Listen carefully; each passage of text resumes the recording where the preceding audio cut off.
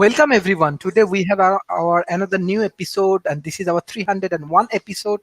Very important topic because, especially industry 4.0s and different industry, they are very much interested about augmented world, education industry, healthcare industries, construction industries. Many industry they are very interested about this topic, and regularly they are communicate with World Talent Economy Forum. They love to learn more about augmented world, how it works, how it will be benefit for them, and how we can engage with this augmented world. This is their questions, and I think our honorable panelists they can give a very good question answer on that particular area. We have our one of the great world famous business analyst, Mr. Rob, as well as we have our friend Ali Rice from UK and our friend Mr. Aaron.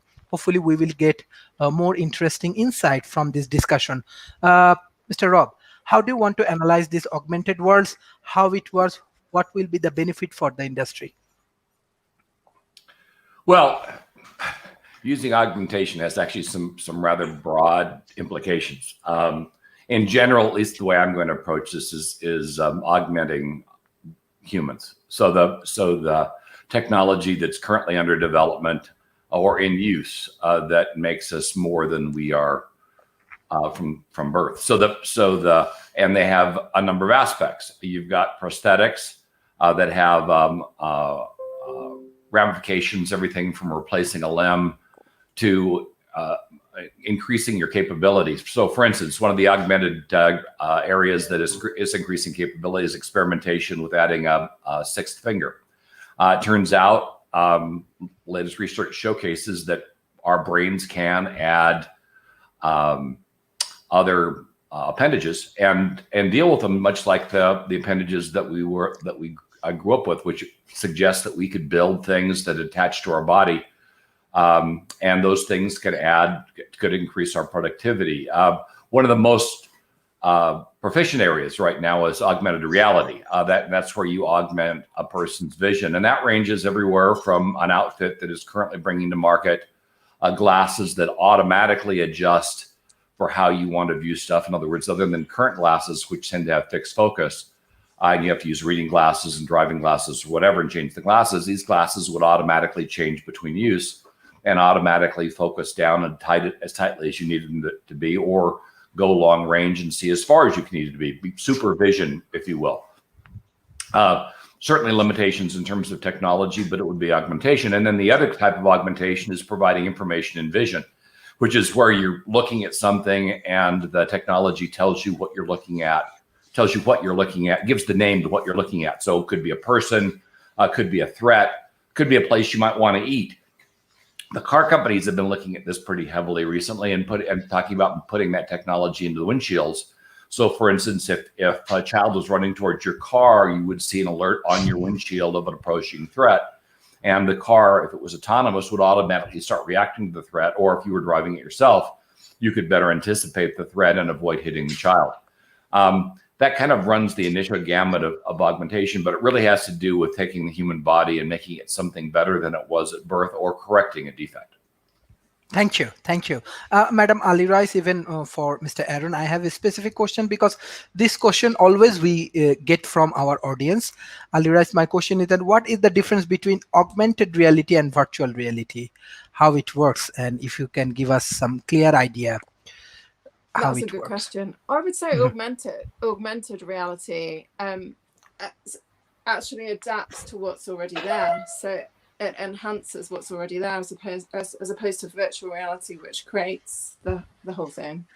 So I think that's, and I think the augmented reality also it helps people to acquire knowledge and digitally interact with physical surroundings in a different way, doesn't it? So I think there's kind of a crossover, I guess, but there's so I think that's the fundamental difference, is that it's actually enhancing what's already present, or it's kind of correcting things if there's prosthetic limbs or things. I don't know, I haven't heard about the six fingers, and that's a whole new field to me. So but increasing capability is really interesting. So although sometimes I don't think we necessarily make the most Madam Ali? Are kind of as and empowering what we can already do is kind of the key skill, I would think. Aaron, how do you want to like differentiate this AR and VRs? And if you can give some practical example. Yeah, so I would, first off, I'd like to start by saying that I'm with Verizon, so I'm experiencing some signal outages as well. But that being said, the way that I've always kind of looked at it is augmented reality is sort of this headset that you put on that adds to the things that you're seeing around you. When you look at like Pokemon Go is a good example.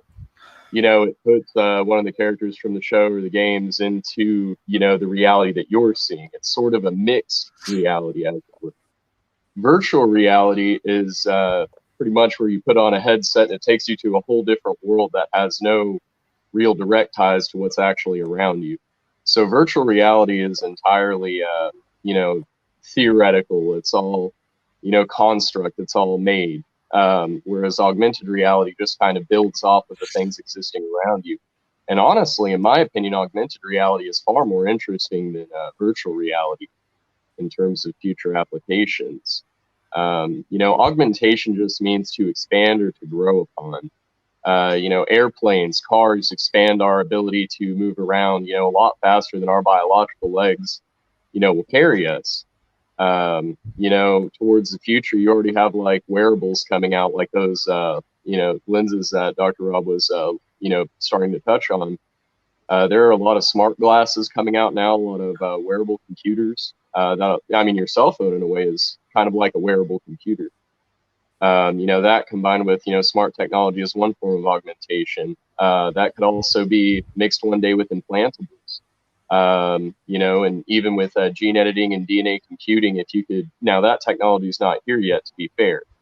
But if you were to be able to bridge a lot of gaps to make that happen, that would be a very interesting way of kind of preserving our humanity as we come into this augmented world. Because it's cool having a mechanical arm, that can lift a car. We're not there yet. We're just glad to have mechanical arms to replace missing limbs. But it's cool to have a mechanical arm that can lift a car. But wouldn't it be so much cooler if your natural arm could do that and still have feeling, still have a sense of touch? So when I think of augmentation moving forward, I would like to see us take more of a biological approach concerning it, as opposed to a mechanical approach. I don't think anybody wants to be a machine. But again, that's just kind of the difference between augmented and virtual reality. Virtual reality would be you becoming a machine, and augmented reality would be, more of a genetically based form of enhancing the human condition. Mm-hmm. Thank you. Professor Rob. Thank you. Professor Rob. One thing always like from the youth community want to know from World Talent Economy Forums and that who will win? What is very important, augmented reality or virtual realities? Who will win the industry race? What is your answer? Well, we'll add another variable. We actually call the entire segment mixed reality now because we're ramming them together. So the if you look at the difference in terms of the technologies, where they're used and how they're used, virtual reality is typically highlighted by Facebook's Oculus effort. That's a virtual reality effort, but they've started to add cameras, which now blend in reality into virtual reality. The entire scene's rendered, but the things in the room you're with now are rendered along with the things that the computer creates, and it creates a much more seamless experience. Augmented reality is best represented in products like Microsoft's HoloLens, which is probably the most successful augmented reality effort to date. Less entertainment. Oculus is almost all entertainment. The Microsoft's is almost all industry, and the tool is used to assist with assembly, assist with repair, assist with training.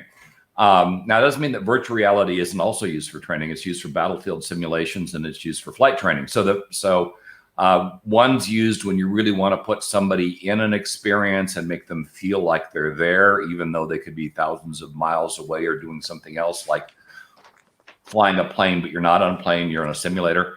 Augmented reality is often used when you're just trying to interact with things in the real world and you're trying to keep your computing overhead low. Because when you move to full-on mixed reality where you're blending elements, that means you have to capture and render real-time physical elements, and you also have to render real time the artificial elements. It's got a huge relative amount of computing overhead, where things like Google Glass, which were kind of our first shot at augmented reality, don't have a real heavy computer requirement. They're just showing a bit of text in your face. And we'll add one more thing. Most of us are projecting that smartphones will eventually be replaced by smart glasses, which could be a blend of virtual and augmented reality, depending on the level of technology at the time, the quality of the cameras, and just how unsafe we really want to be. Because when we talk about phones being distracting, putting something on your face that may occlude what you're seeing could be problematic, because you're driving your car and suddenly an ad comes in and you ram the pedestrian that just unfortunately stepped in front of you. So there are things we're going to have to work through as this develops. But when you talk about who's going to win, generally long term it will be some type of a mixed reality solution. The reason for it is occlusion, because when you render something in augmented reality, it kind of looks like a ghost. Doesn't really feel real. It's fine for training. It's fine for service and support. It's fine for assembly. But if you really want to blend the real with the virtual, you need to occlude, and occlusion requires that you pretty much re-render the entire scene so it looks real. So if you want to put a virtual pet in somebody's home and you can see through the pet, that's not going to be as real as a pet that looks like a pet that's opaque, that you can't see through and see what's behind it. More important, in the mixed reality environment, the pet can play with virtual toys. And if you add smart capability, the pet could do things like turn lights on and off, and maybe even fetch stuff if you add robotics. Because a couple of things we're experimenting with right now is using robots and then overlaying the virtual image over the robot. So you've got a virtual pet that can do pretty much anything a pet can do. The robot's doing the physical aspects. The mixed reality thing is creating the impression that you're looking at a dog as opposed to a robot. And the blend is what which results in the solution. And of course, in the end game, we're talking about things like maybe you would never have to buy clothing anymore. I mean, you wear something, but everybody wearing glasses would see whatever you wanted them to see. And in events like this, I wouldn't have to get up and get dressed. I'd show up at the same age every time, wearing whatever it was I programmed into the computer, and I wouldn't have to wear makeup. I wouldn't have to get dressed. And of course, I would also have to anticipate the embarrassment if the system failed and suddenly you saw me sitting here naked when you thought I was fully dressed, which is another problem we'll eventually have as this technology advances. So in the end, mixed reality is going to be the winner. The blending of the real and the virtual, and solutions like NVIDIA's Omniverse will probably be where we'll start exploring that.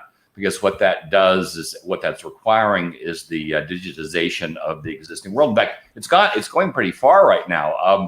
There are now several efforts to fully digitize the planet, and at some future point, you'll be able to go any place in the world, interact with it, do whatever you want. But you'll be interacting and doing whatever you want with a virtual world, not the real world, and not be able to tell the difference. And of course, we go into the fact that a lot of people figure we're already there. We won't go there in this session.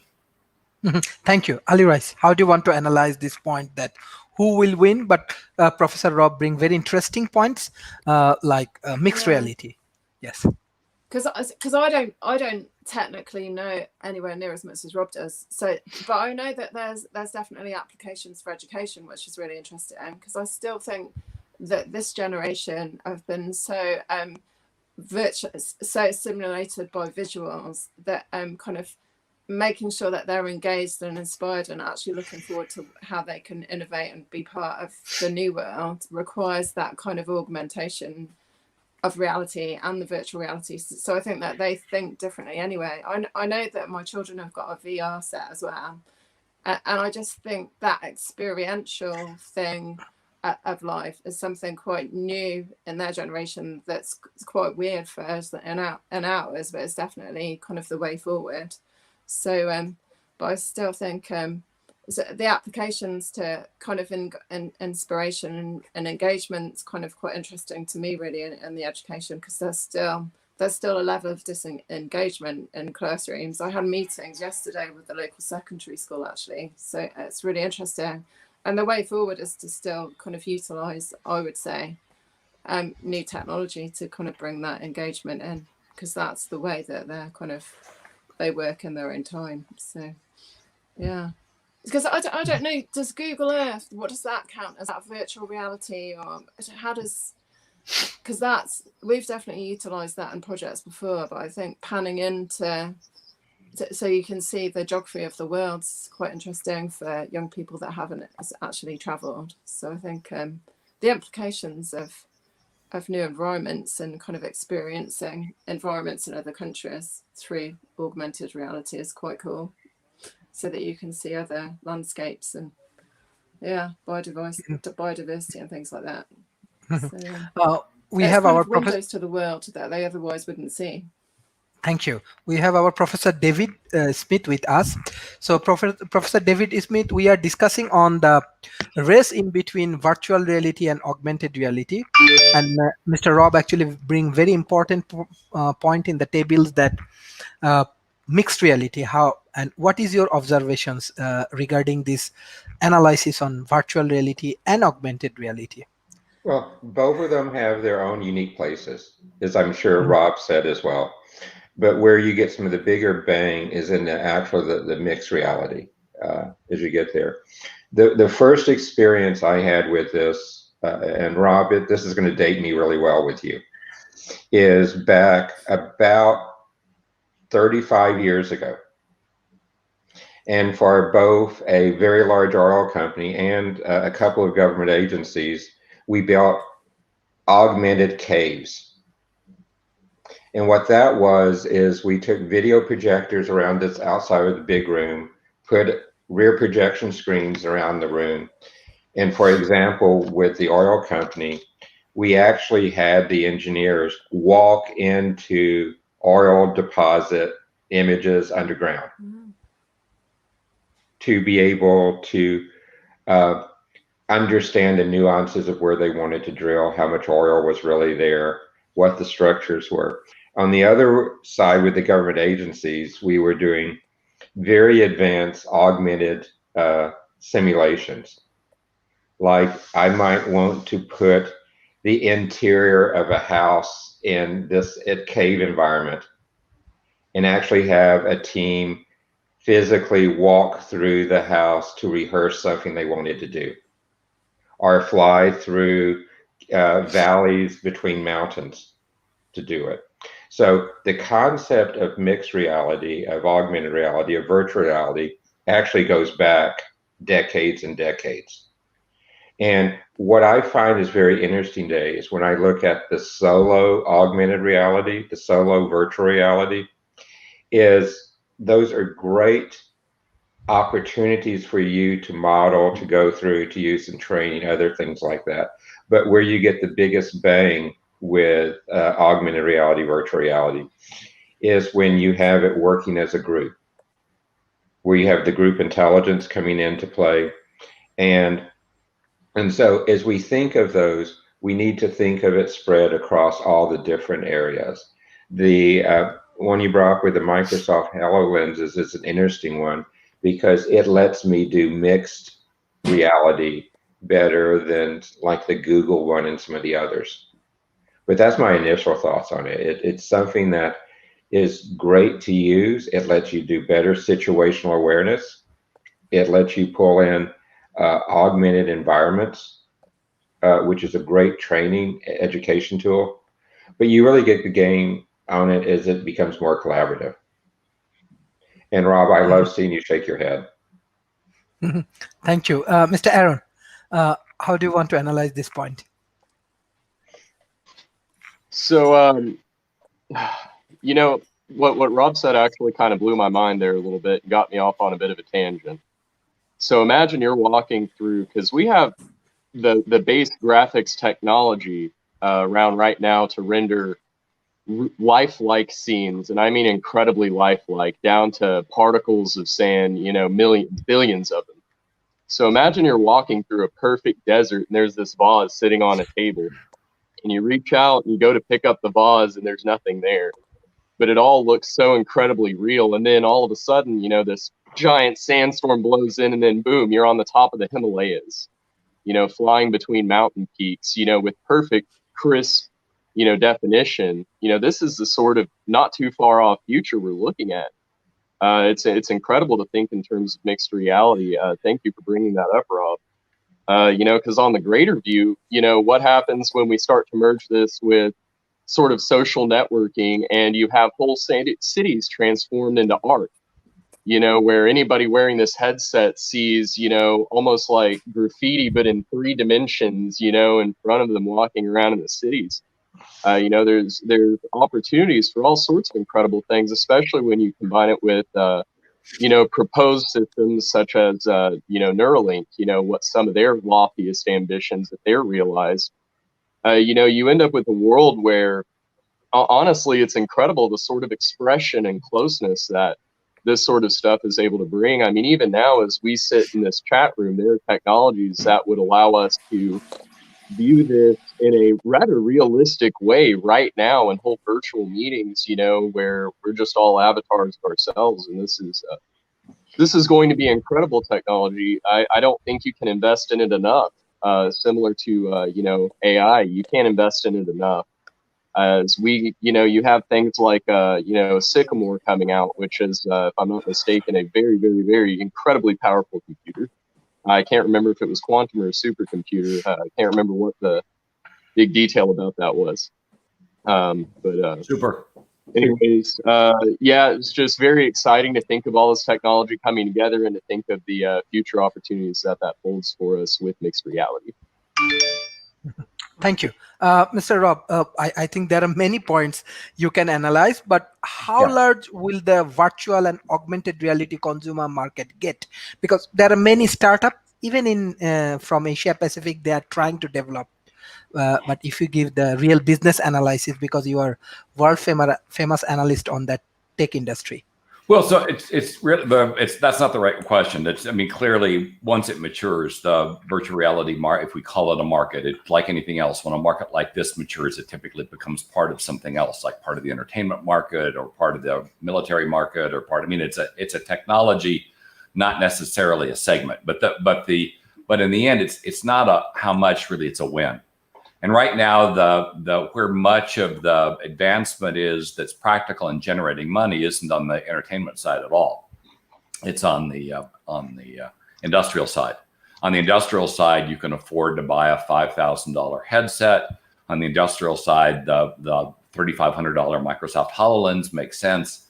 A consumer market is really more interested in things under $1,000 for a display. Some exceptions can clearly get up to around $5,000, but it's the exception, not the rule. And so the issue really comes down on the industrial side, mostly augmented reality at scale, virtual reality for certain kinds of training and simulation.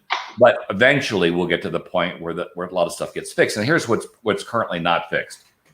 When you're going to do virtual reality, you really need a series of things that we don't yet have cooked. You need to engage other senses. You need feel, for instance. If you're picking up something in virtual reality and you can't feel it breaks that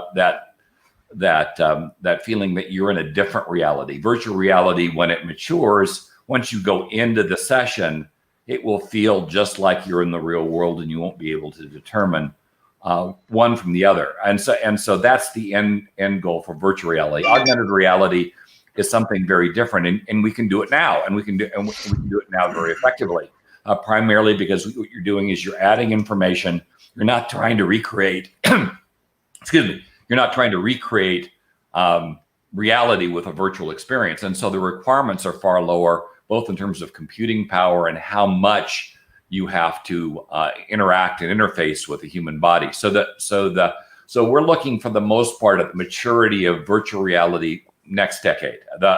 When it really gets to be something like a holodeck kind of experience. And don't get me wrong, we've got people mucking around with holodecks right now. It's worth looking at the NVIDIA holodeck demonstration to see just how far we've come.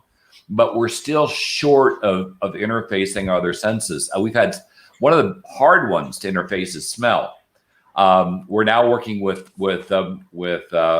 aerosols and vibrations to emulate smells, but it's really iffy and not ready for prime time yet. And we can do things with wind, with fans, but really it would be better if we could just fool the body into thinking it was feeling wind, because it's a lot less, requires a lot less industrial scale to make that happen. I expect by the end of this decade, we'll have virtual reality experiences that are pretty good on the entertainment side, but recognize that the one of the big virtual reality experiences of a project between Sony and Disney sadly failed during the pandemic. It went under. And that was probably the best we had. I'm blanking on the name of the service, but they had one in Las Vegas. I used to go every time I went to Vegas. It was a ton of fun.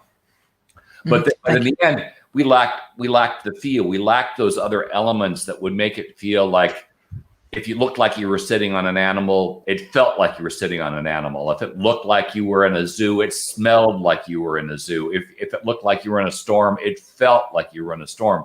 It's those aspects that are currently limiting what we can do with virtual reality, not the least of which we don't really have a good 3D treadmill yet, which allows you to move in a virtual environment without, killing yourself on your furniture or your desk, which any of us that have done any virtual reality work suddenly discover can be rather painful. As you wander around your virtual landscape and discover the desk in your office doesn't quite realize it's supposed to be a bush or not supposed to be there at that moment. So we have a ways to go, but short-term augmented reality is where a lot of the action is, because we can do it cheaper and we can meet a much lower set of expectations far easier. Long-term, it's going to be a mixed reality where we're blending the real elements with the virtual elements, if only to keep us from running into those real elements while we're exploring a virtual world. Thank you. Professor David Smith, what your analysis? I'm going to jump right on what Rob said. Is the Sony demonstration was a really neat demonstration, and the NVIDIA approach, particularly since virtual reality, augmented reality takes so much GPU cycles. NVIDIA has a really good up on there. But the thing I'd like to comment on in this one is if I go back and look at how fighter pilots, airline pilots have been trained for decades, they have been really in an environment where many of the things Rob talked about, the movement, other things like that, are simulated in the whole process. I was an advisor to one of the companies that won the Simulators Award for a couple of new military airframes. And I can tell you, going into the early simulators for that, I thought for sure I needed a pilot license. And it actually, one of the other persons who was with me said, gee, he wanted to put an air sickness patch on his ear, because the simulators are real enough that you actually will get airsick if you have a tendency towards that. And you see the same things in other virtual reality approaches and elements like that. The comment, though, of the mixed field on that, I think, again, is one of the keys. In some of the early where I was wearing headsets, I think I might still have one of those bruises after years later. I hit it that hard. And those are the unexpected things that actually slow you down some with that.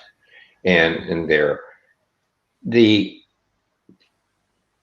challenge we have to overcome with some of our virtual reality, particularly in it where it's in place where we're augmenting it with movement, other senses, and elements like that, is those tend to be heavily scripted interactions where the computer has modeled them. It's a save set. They do not handle well to changes that you want to make that which are outside of their programming. And we're going to reach the point where through some of the enhancements with machine learning, artificial intelligence, and others, which will make them more lifelike in our use of the virtual reality, but that's still a ways down the road. I kind of agree with what Rob said. It's probably in the middle of the next decade where we'll see that level of reality hit. But one other caveat I do want to throw in here is that as we begin to move more and more, particularly into mixed reality, there are regulatory, privacy, all those types of issues that we need to come to grasp with as we go down that way. If I'm using it in a military environment with my mixed reality, I can identify red team, blue team, and know who not to shoot and who to shoot. By the same token, if I'm in a mixed environment and I'm walking down the street in New York City, it might highlight for me people who have committed crimes before, people who have outstanding warrants, people who are on lists because they abuse kids, other things like that. And that's real easy to do with the type of database power, the type of facial recognition power and things we have now. But that is another use of this augmented mixed reality that we just have to be careful, because I love it from a technology part, but the societal part, the regulatory components, the privacy components, all still are in their infancy of working through those. Thank you. Ali, how do you want to analyze? This is very interesting discussion. And I think this is very, very interesting for the youth entrepreneur, those who are developing startup and even tech industry in Asia Pacific. What the European context, what's going on inside the Europe, especially this industry. I definitely think in the entertainment industry for gaming and things like that, our children have had a VR set for a few years, but they tend not to play with it now. So I think sometimes there's a novelty value and they lose interest. So I still think for them doing that, spending time with their friends online, they still tend to play it's kind of computer games that are just kind of moving around that are interactive. So I think the interactivity is more important than having a full experience so they can smell and feel. And so but I think I guess for industry, for maybe fire service training or health applications and things like that, there's obviously it's kind of collaborative way of training people so that they have an experience that kind of is similar to what they'd be in. But obviously there's nothing that replicates a real experience if you're going into so my husband was fire service trained actually, and there's nothing that quite prepares you for being in the situation itself. So so I think that there's various applications, but yeah, industry wise, that's kind of quite out of my field really. So I'm here more to actually learn as opposed to kind of give lots of information. Yes, Aaron, what your observation? Well, I want to touch on what David was talking about there with the privacy issues and all the things that will come with this. China already has a system rather similar to what David was describing. It's just not used with any sort of mixed or augmented reality right now. With their social credit system and their surveillance system, from videos that I've seen, if you jaywalk across the street at the wrong time, by the time you reach the other side, the ticket's already taken out of your account. So there is going to have to be a lot of understanding and legislations that are made and changed as we come into this, especially when you have firms like tech companies like Neuralink, who are trying to break down this brain technology barrier. And if there's one company trying to do it, eventually there's going to be 20 companies trying to do the same thing, and eventually something's going to happen. One of these methods is going to work, so long as there's a dedicated focus. So you end up running a risk with the almost assuredness of that, where you have hacking, ads, and viruses that you have to contend with directly interfering with your reality or your perception of reality on fundamental levels sometimes. This could be worse than schizophrenia in a lot of ways. In a potential future that I could see us heading down, I want to be very specific in saying that. Your five senses are essentially just electrochemical signals in the first place. Those can, I would imagine, be rather easily hacked and manipulated if anybody actually wanted to, and if the technology did exist. So that's just kind of what I wanted to add, just kind of based off of what David was saying, because I feel like it's just that important, really. I'll pass it along now. Thank you. Thank you. Mr. Rob, actually, one of the major target from the government right now, because there are a lot of unemployed people in the COVID-19 situation, many unemployed people, and everybody trying, even Malaysian government, Singapore government, they are trying their level best to train their peoples, even they are free in Malaysia, and they are trying to develop more like job opportunity. Even our next week session, we will discuss more how we can like reduce poverties and create more opportunity in the youth community through the technology and modern science and engineering. But my question that this augmented reality and virtual reality world, how they create more job opportunities? Even if the what is the market size and how many people can get into the industry and they can get jobs? What is your observation? Well, I think the last check, the overall market for mixed reality is in the $1 to $2 billion range, if I remember correctly. I don't do numbers anymore, so I don't have that stuff off the top of my head. But I believe that's in that range, mostly industrial. Some of the bigger projects, more expensive projects, as David pointed out, is in aerospace and military. Some of those simulators cost millions of dollars to assemble and put in place, and yet there's far cheaper than putting people in a live plane and putting it into the air. Also, it's far safer to emulate a disaster, which they've got to be trained to handle. I mean, it used to be. I still remember some of the pilot trainers I was with years ago, and when you were in a helicopter or whatever, to simulate a disaster, they do something like disconnect your rotor or turn off your power while you're in the air. And of course, if you can't fire that back up again, you're going to crash. Much safer in a simulator where it may feel like you're crashing, but nobody's going to be hurt.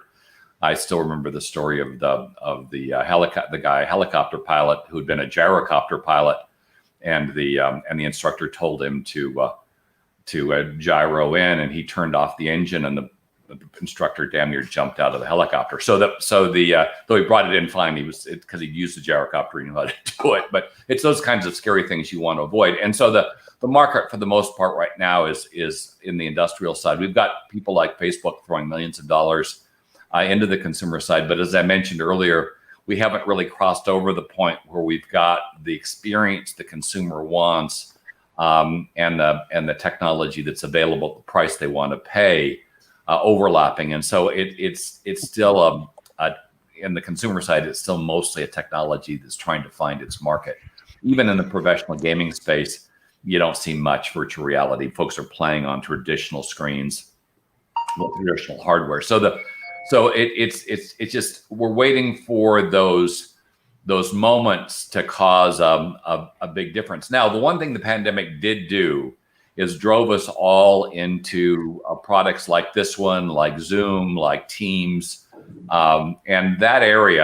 And I posted, and you just showcased the Second Life link, which is also now migrated over to doing meetings. And Omniverse, the NVIDIA solution I mentioned before, is initially targeting collaborative work, same kind of things that Teams and Zoom and WebEx are all focused on. And eventually, we'll be doing our meetings, rather than in a Zoom window, we'll be doing our meetings in a virtual conference room. But we're still working through, how you do that. How do you interact with people that are local and remote if you're all wearing goggles?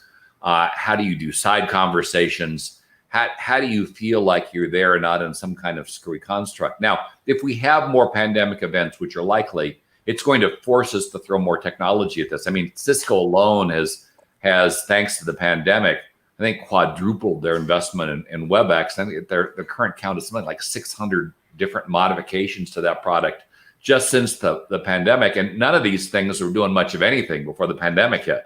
They were all pretty stable. So the pandemic's driving a significant amount of change. And I think most of us figure they've moved this technology forward about 5 years from where it otherwise would be.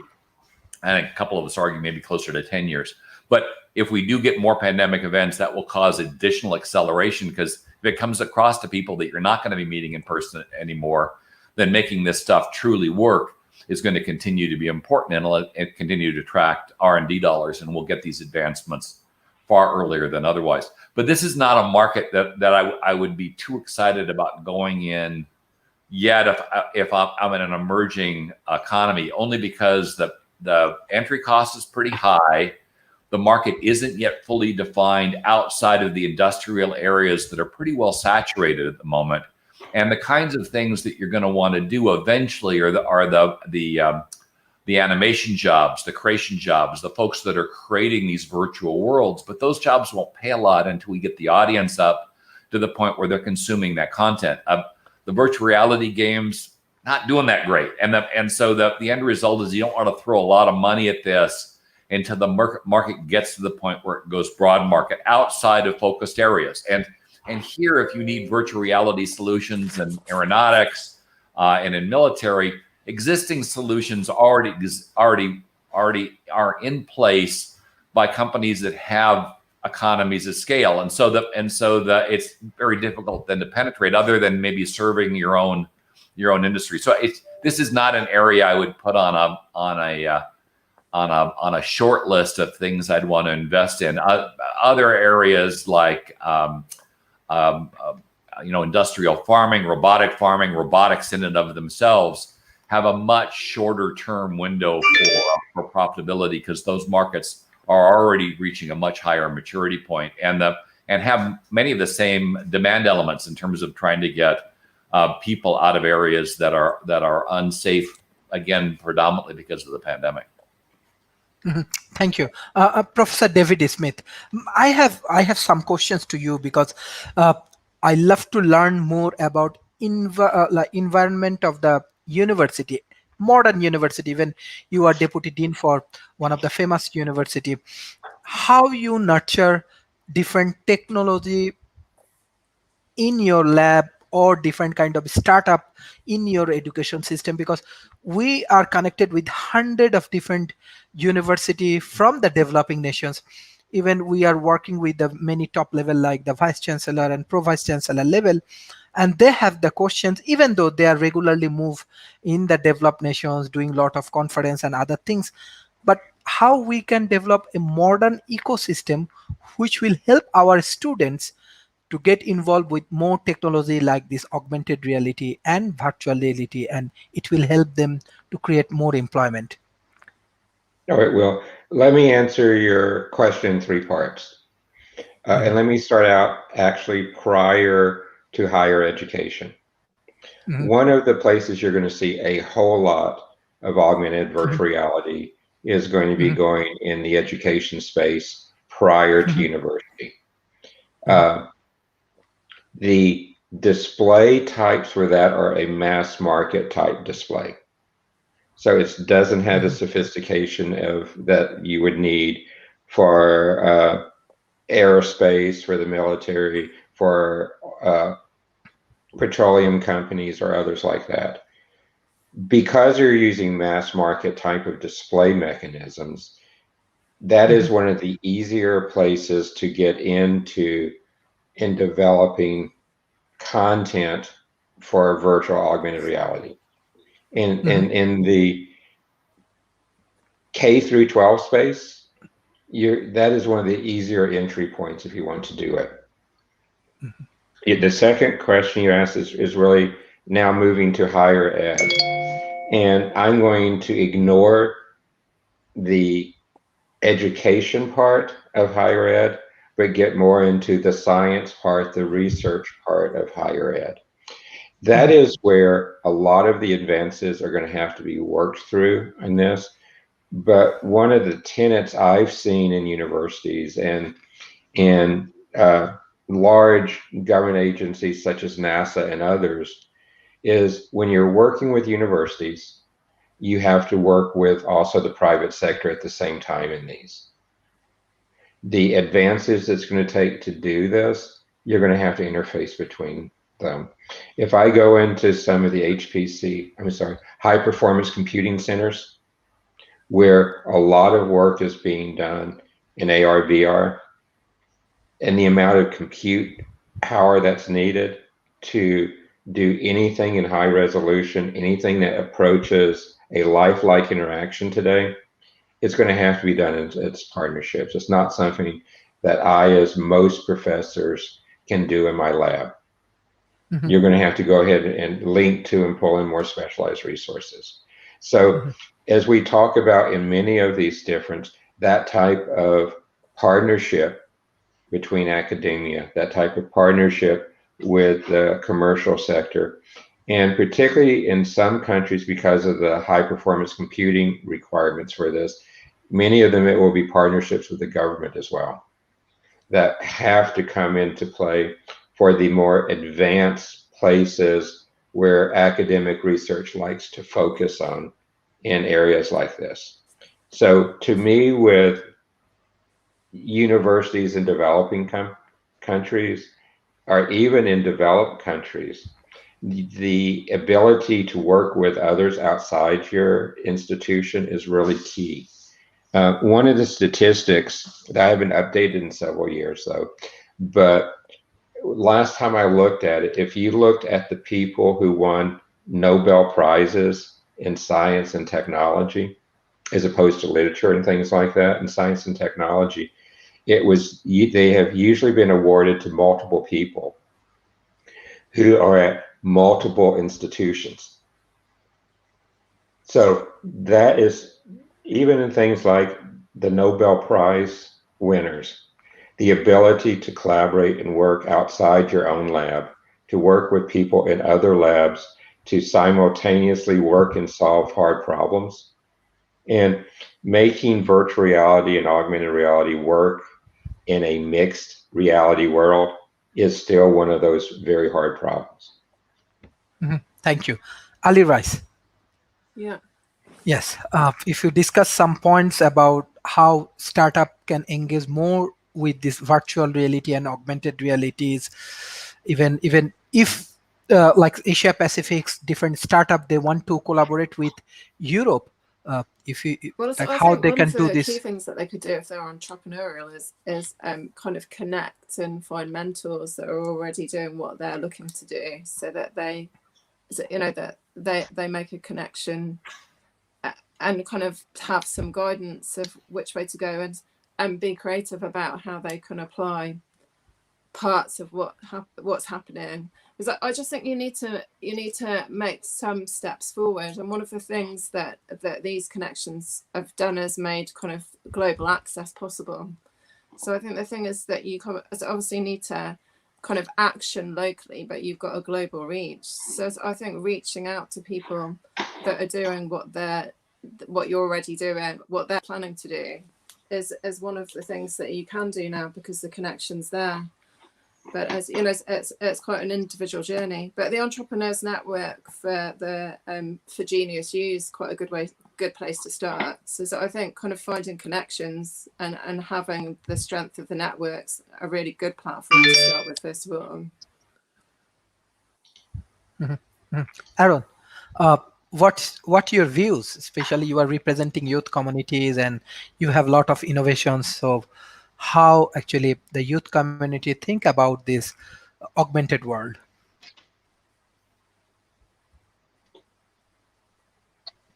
Yes. So first off, I'd like to start by addressing the question of how can somebody contribute to the development of this, and really that starts with get with current generation game dev. Learn how to develop games for Android and for iPhone, and for other systems. Getting into traditional game development right now is going to hone those skills that you're going to need to develop virtual space. So as a practical step you can take right now, because as everybody's mentioned, the technology is really not quite to the point where you should just be trying to focus solely on it, but rather the precursors to it, which are, you know, aspects of game design. Coding. If you want to get into tech, learn coding. I don't care if you start with HTML, C#, learn coding. If you're interested in getting into tech, at the very least, even if you're not going to be writing the code yourself, so that you can understand the code. You know, from an entrepreneurial level, you want to know what is being developed. You want to be able to look at it, inspect for backdoors, and all kinds of other things. So learning to code and learning basic current generation game development is going to prepare people a lot through this. Now, as far as if I were to speak on behalf of the youth community, which I'm not qualified to do in any regard, but if I were to, I would say this is probably the single coolest and most exciting aspect of this futuristic world that we are developing, is the idea of being able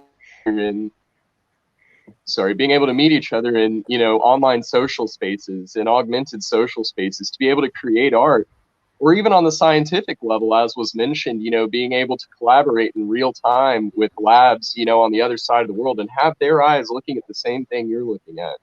Of course, that's not quite here yet, from what I understand of what they had discussed. But, you know, that is what we're moving towards. And you can definitely start contributing right now. Learn how to code, learn the platforms that these systems are developed on, begin to develop an understanding of them. And I think you'll be putting yourself on the right track. Mhm. Thank you. I directly want to go for the concluding remarks for today, but I'm sure this is very, very, very interesting topic, and our audience really enjoyed today's sessions.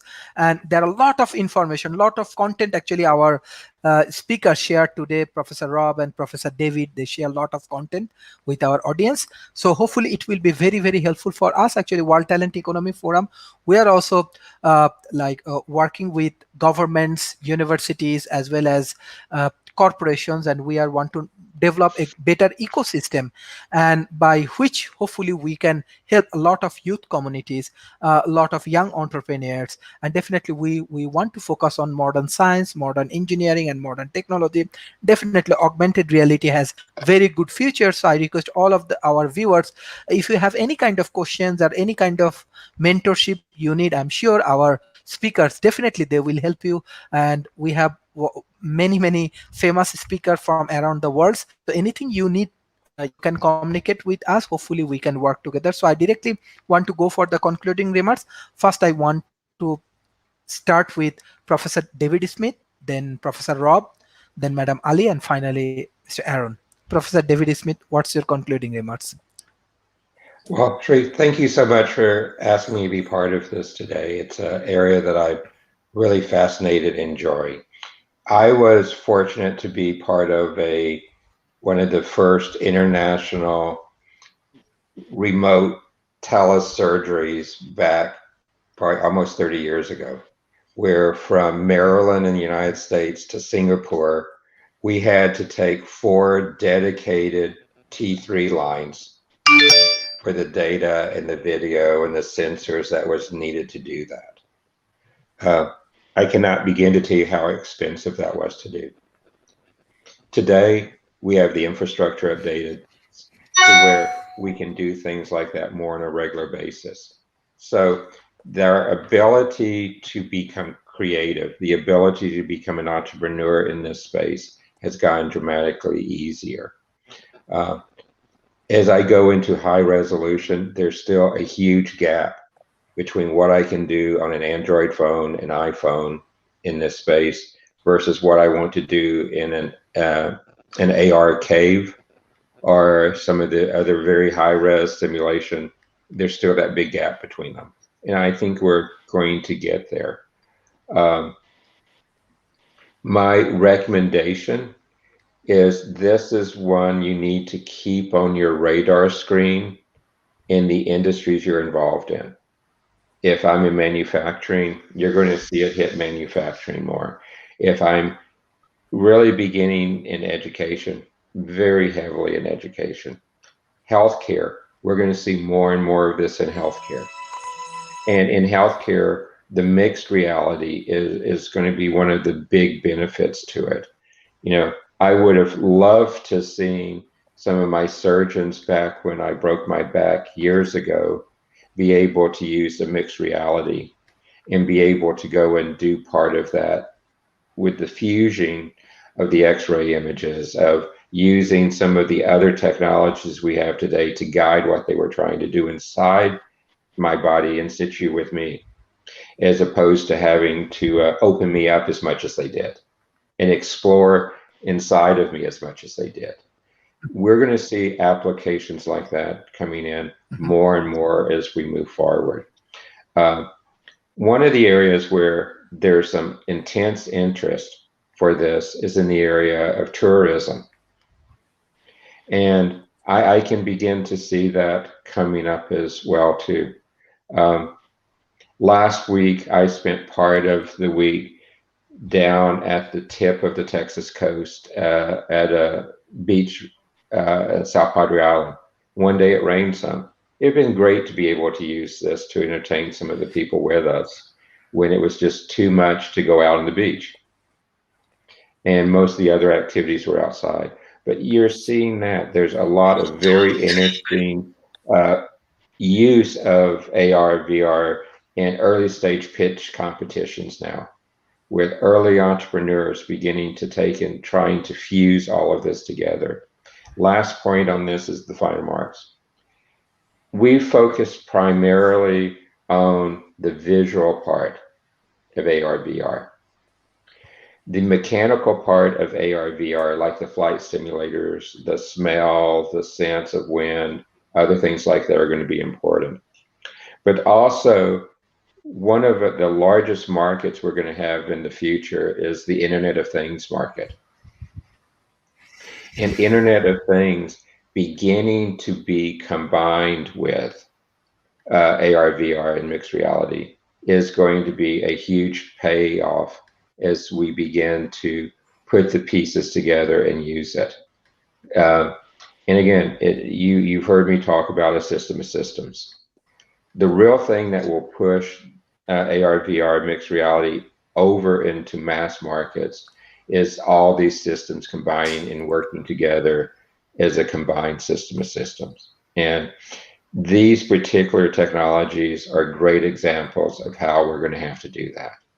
But once again, thank you, and congratulations on 301.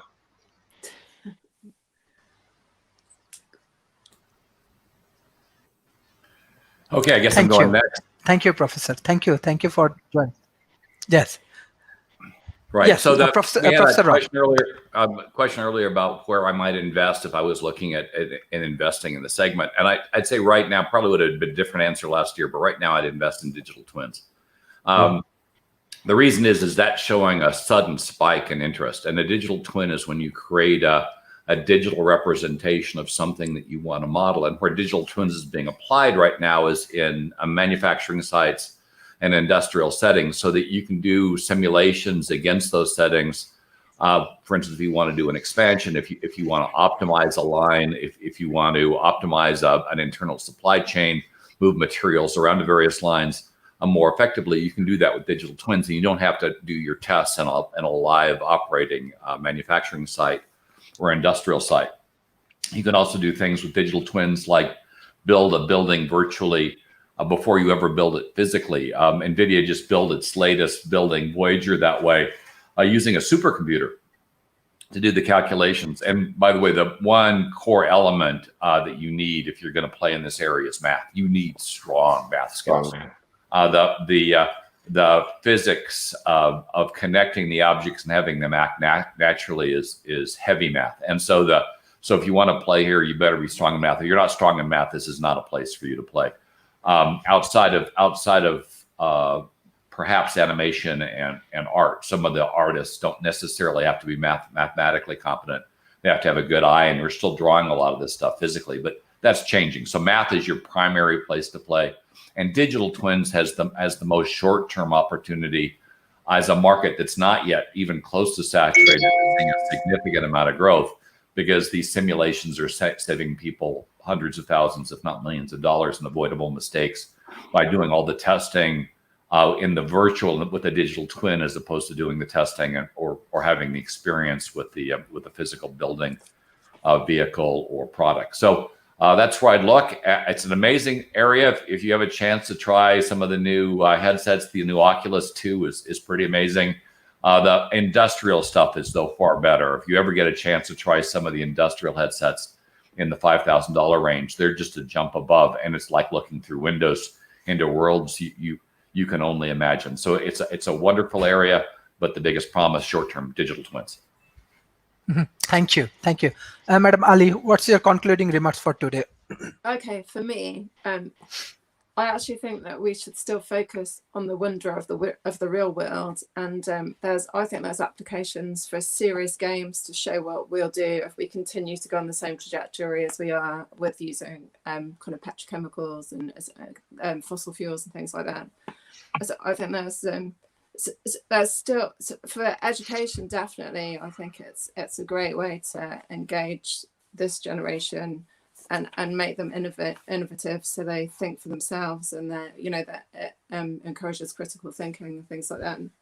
So yeah, it's obviously not going to go away, but I do think that it needs to, back to kind of the ethics and the way it's used, and how the systems are part of systems, and it's all about control, and that there's still part of me that worries about the freedoms that we're curtailing, and that we're part of this big thing that we're not going to be able to escape, really. So yeah, always kind of erring on the side of caution, really.